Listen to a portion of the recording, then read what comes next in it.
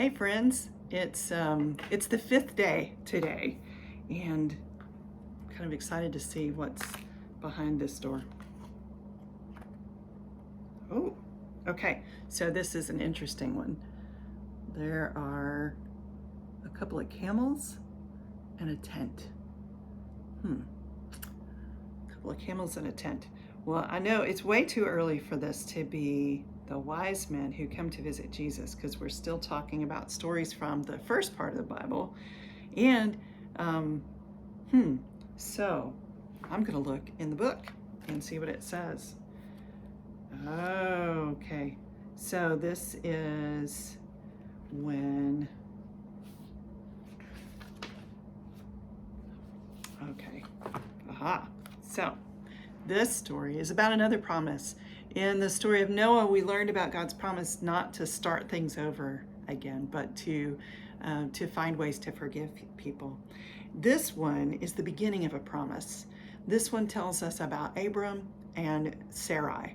Abram and Sarai were good people who lived in Ur. They lived with their family, and God came and spoke to Abram, and God said, Abram, I want you to go to this faraway land that I'm going to take you.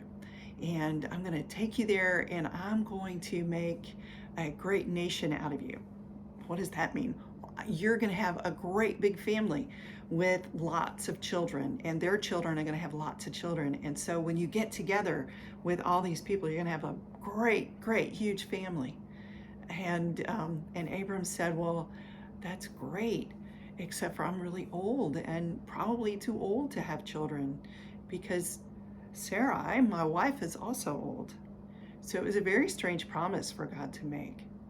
And yet God said, here's what I want you to do. I want you to go outside, and I want you to look up, and I want you to see all those stars. And imagine that for every one of those stars, there was a member of your family. That's what I promised to do for you. Might take some time, but that's what I'm going to do. And Abram believed God and believed in that promise and said, okay, I'm in.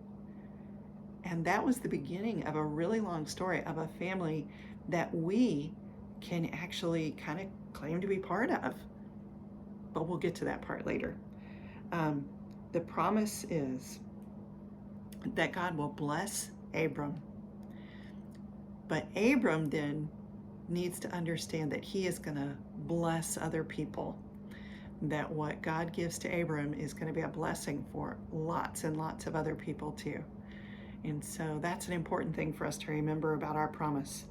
And so the camels, as I hang this on the tree, remind us of God starting us off on travels and on new adventures, and promising to be with us and promising to do more than we can imagine.